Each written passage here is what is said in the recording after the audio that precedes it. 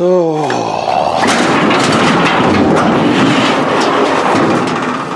Well, another day here, and I'm still mad at this Walden.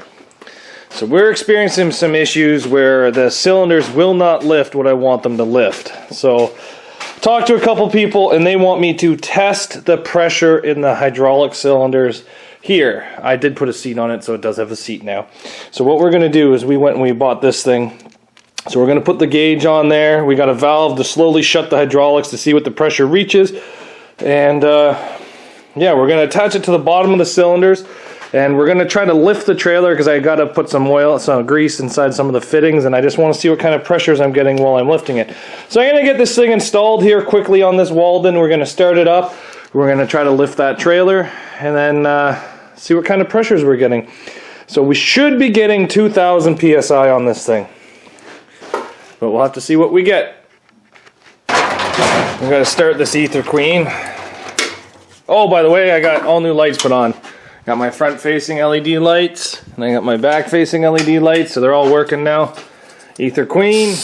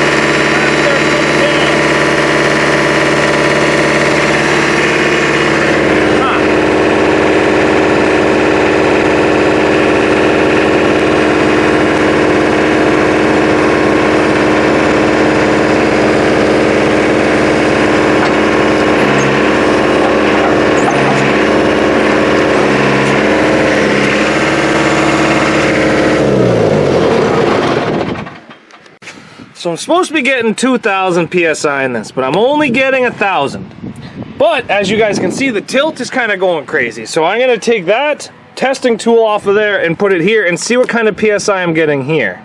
If I'm getting 2,000 here, then there's something wrong with the valve. If I'm only getting 1,500 there, there's something wrong with the pump.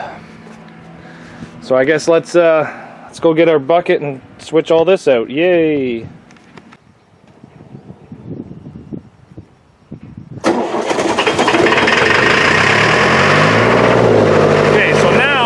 See what this gauge goes to. Try to lift the car.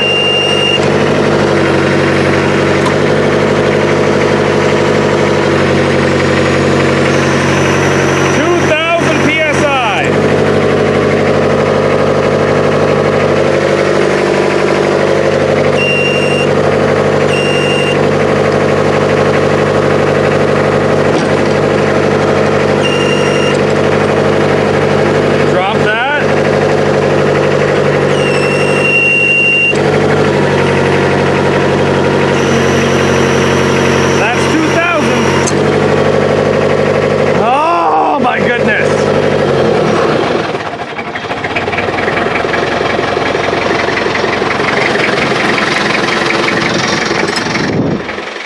it's the valve. I know it's the valve.